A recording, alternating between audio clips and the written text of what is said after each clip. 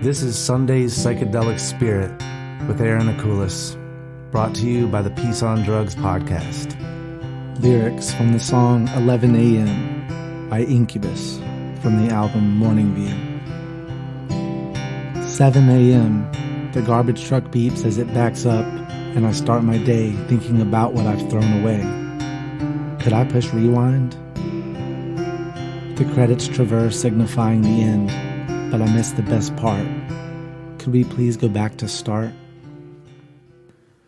So I chose these lyrics to open this week, not only because they're from the Incubus album Morning View, which this week's Psychedelic Spirit is named after, but also because these lyrics are a good jumping off point into this week's topic, morning.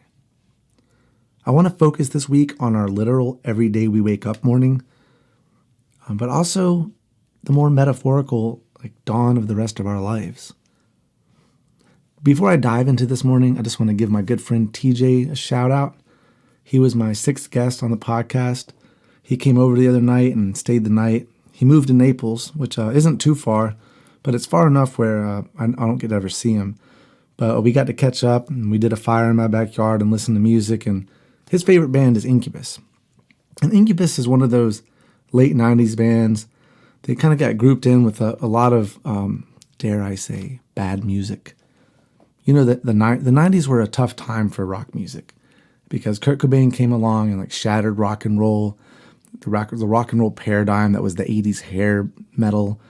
And they opened the door up to a lot of new alternative rock music. But the corporate machine did what it does, and it saw dollar signs and the new genre.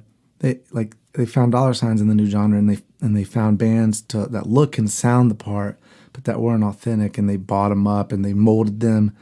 And what happened is a lot of phony art slips through the cracks. And the 90s phony art was a woe is me. I'm sad like Kurt. But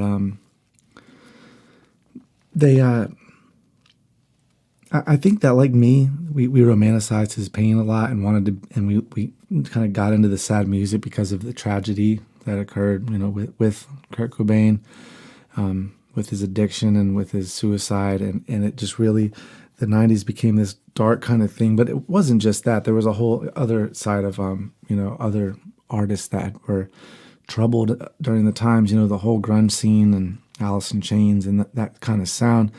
But a lot of the bands that came out I really, really loved, and that's the music I grew up with.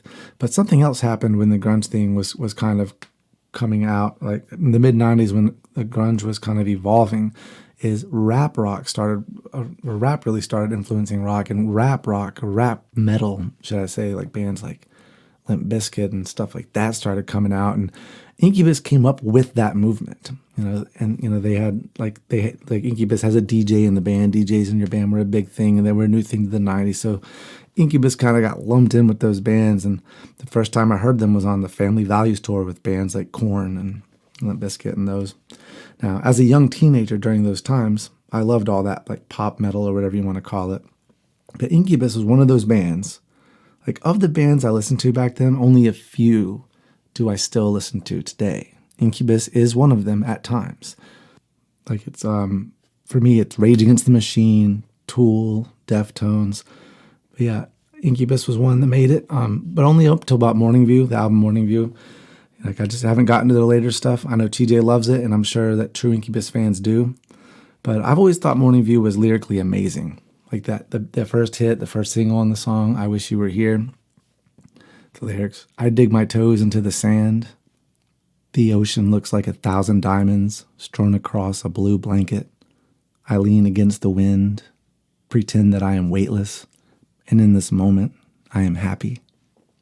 I wanted to open with these lines actually because they're so beautiful, but the 11 a.m. lyrics would start at 7 a.m., waking up and hearing the garbage truck beep, and as it backs up and thinking about everything you've thrown away, wondering if you can push rewind. It sounds like a man on his deathbed wondering if he can go back to the start. So many mornings we wake up like this because so many days and nights are spent on the wrong track, not chasing our dreams, not living up to our potentials. And for some of us, this may include drinking your failures away. It's hard to wake up and get a great start on the day when you're depressed, hungover, full of regrets and doubts. But this is a sort of like chicken and the egg thing. If your day had started full of hope and led to accomplishing things, maybe it wouldn't have led to drinking away your failures. And the next morning, you would start off on the right foot. So was the morning's fault or the night's fault? It's the chicken or the egg. So today I want to talk about like our mornings. But to make our mornings better, we must, of course, be aware of our actions throughout the day and especially at night. Because how drunk we are and how late it is when we go to bed will have the biggest impact on our mornings. So this podcast isn't only about having a good morning, it's about setting yourself up for success. And I define success in units of happiness, not money. But if you would like financial freedom, to at least be secure in your home and have food in your cupboard and a car that's reliable, then, get that money. And if you're like me and you want to have some extra for travel and for concerts and shows and you love going out to eat, then get that money. But don't let money be your motivator to find happiness. Let your happiness motivate you to find the things that fulfill you, which may mean a good paying job as long as you don't spend 50 hours a week doing something you hate, so that you can enjoy fun things on your one day off. Like that balance of pleasure versus pain is way off. But I want you to look at each morning as the dawn of the rest of your lives. And each day is full of decisions and tasks, and each day you move towards your long-term goals and also flow with the day and are happy in each and every moment possible. So I just finished that book, Man's Search for Meaning by Viktor Frankl, and he had a cool exercise he'd tell his patients to use. Think of this life that you're living right now as your second time living it. Like I'd like you to think about it this way. You lived an entire life, the one you're living now, you've already lived front to back, and then you died. But you were reborn into this moment you're in right now. But you can't remember the future of this life because you're back inside the body and brain of you in this moment. So you don't have the memory anymore of what the rest of your life is. But what you do know is that this is the second time around, and there's a very important reason why this moment is where you were reborn.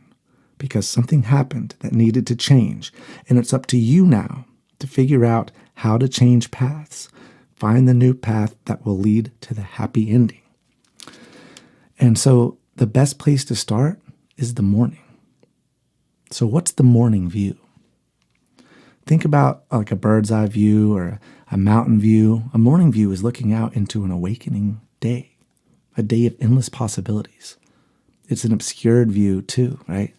Like yesterday's view is clear, but this morning, the view is unknown.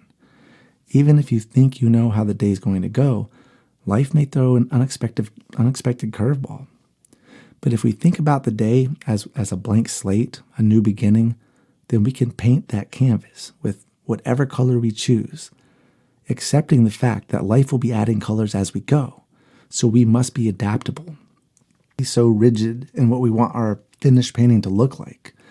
I mean, we may be trying to paint a boat, but life throws in some other colors and strokes, and now we're in the city on a bus.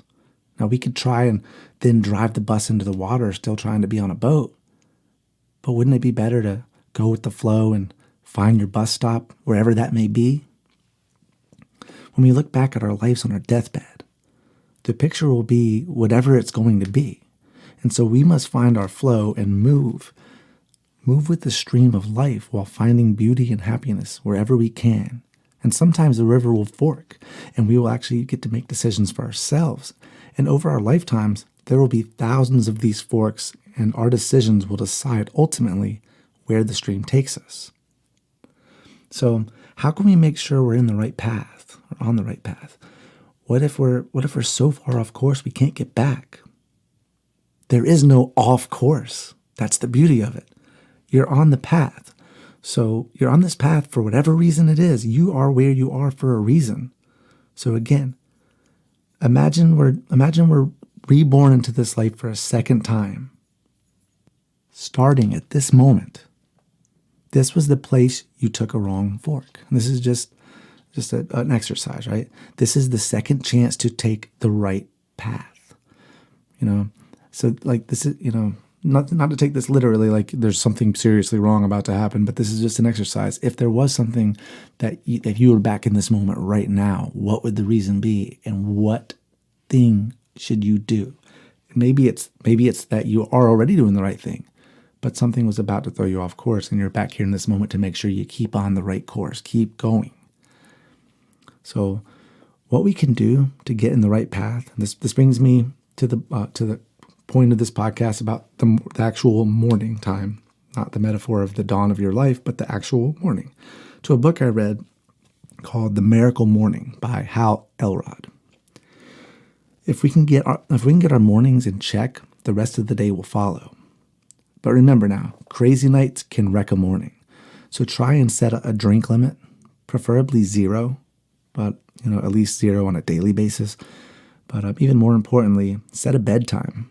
Pick a time you'd like to wake up to do your morning routine. If you work early, like a 9 to 5, you leave the house around 8:30, and you need 30 minutes to get ready. You usually get up around 8.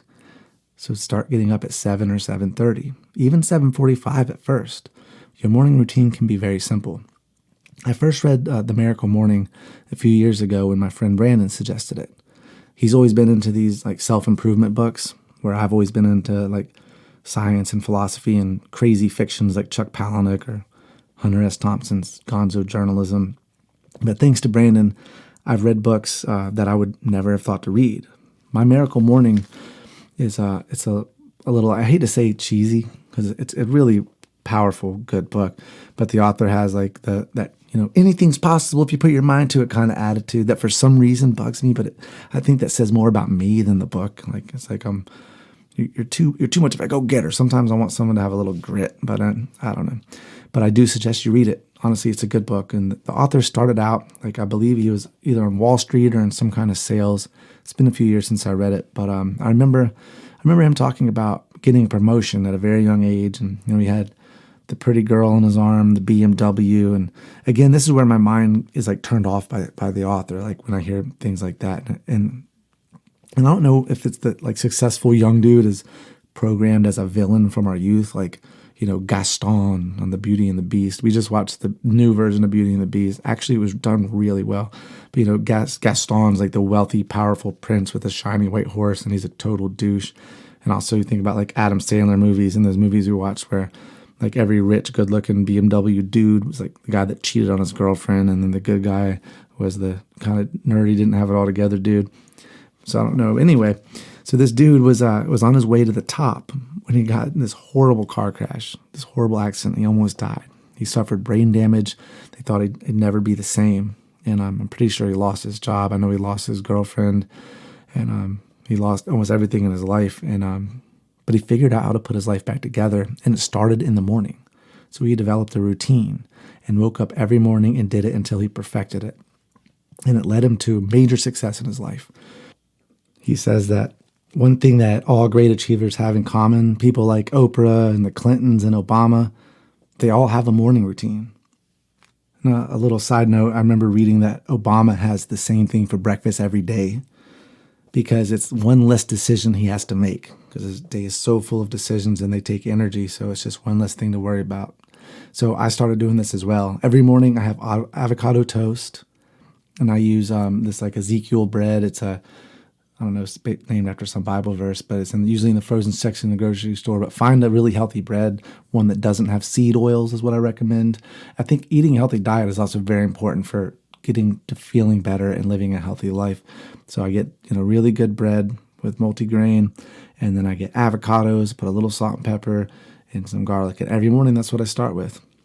So anyway, Hal's Miracle Morning, he came up with what he calls life savers. Savers is an acronym. S is for silence, A for affirmations, V, visualize, E, exercise, R, read, S, scribe. Savers.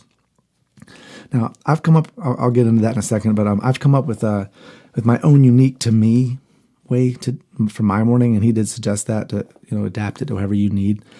Some part of my morning might be like, learn a lick on the guitar or something that goes along with my job or something like that.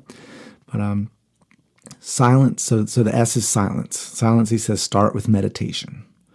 So for me, meditation is one of those things that I do, but I don't do it first because I'd fall right back to sleep if I woke up and immediately sat in a very quiet, still place. So I do it, but I don't make it my first thing. And A is for affirmations. That's where you look in the mirror and you say positive things. Actually, you scream positive things out loud to yourself, like, I will get this promotion, or I will not get caught with this briefcase full of cocaine going through customs, or whatever it is. Now, I always found that it's strange to do affirmations. Like, I feel like a psycho, so I don't really do them. I don't do them this way, at least. I've found a way to put them into my routine, sort of. And I'll get back to that. So V is visualize. This is where you simply daydream, basically, about the future you want for yourself. So I include this with my meditation, but I don't do it for the entire meditation. So the E in Savers stands for exercise. Now, if you're going to only do one of these things that he's talking about doing for his morning, this is the one. Exercise, I believe, is the most important. And if you can only do two, I'd say this one and meditation. Exercise and meditation, top two importance. Now, how I do my affirmations with my affirmations with my exercise. So it's like, for my exercise, I go to the gym, and when I'm doing reps, instead of counting to 15, I do 15 reps of 3 sets of 15 of different things. So when I'm counting my reps at 15, I say, I don't say it out loud. I keep it to myself because I would feel like a freaking psycho if I did that. But I say to myself, I will conquer my fears. I will conquer my resistance. Actually, the cadence is more, I will conquer. So it's, I will conquer my fears. I will conquer my resistance. I will conquer this day. So each word is a number and it adds up to 15. So if you start small, just like if you want to start small and simple, just wake up and say, I'm going to do 10 push-ups, 10 sit-ups, and 10 jumping jacks. And for each rep, you say an affirmation. Make one up that suits you. Write it down, count out the words, and tweak it to fit your reps. If you do this, and then you meditate for 10 minutes, you spend 5 silently imagining the future you want, and then another 5 clearing your mind and focusing on your breath, then you've done SAV and E of Savers in like 12 minutes. So for me personally, like I love the R and S at the end of Savers. The R is read. I make myself read 20 pages or at least 20 pages or 10 pages and then 30 minutes of an audiobook on the way to my work. So one of those. And like even if you were to read 2 pages of a book a day while you're taking your morning poop,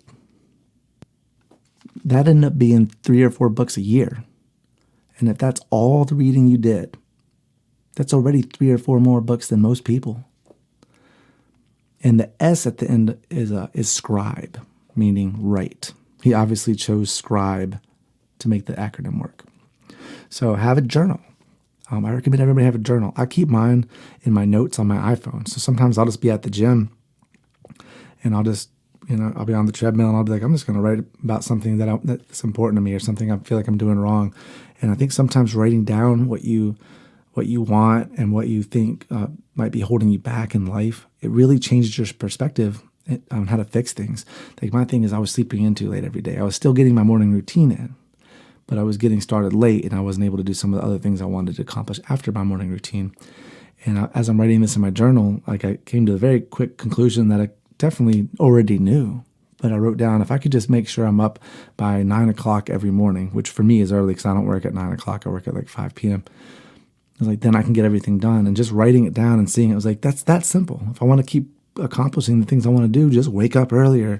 And just seeing it written down, I immediately started getting up earlier and I started drinking less at night. And I'm back to not drinking at all because my mornings are so much fun that getting home at night and not wanting to sit by the fire and drink beer and instead just sitting reading a book, it's more fulfilling right now in my life. So, and I want to say this also, I don't always write in a journal for my writing.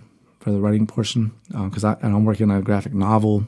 And so instead of writing, I would be either like drawing or writing the plot. And then I decided to fully realize the story. I've decided to like rewrite it in novel form. So every day now I pick up my pencil and I'm just like, you have to write at least one paragraph. Just see where the story's going, write the paragraph. And it usually turns into a few pages before I'm done, you know? So, and another thing I've added to my list is I clean. It's just something, if you have the time, it feels good to just have a clean home. So I just pick something around the house that really like looks like it needs to be cleaned. It's like, oh, I haven't done that in a while, and I clean that.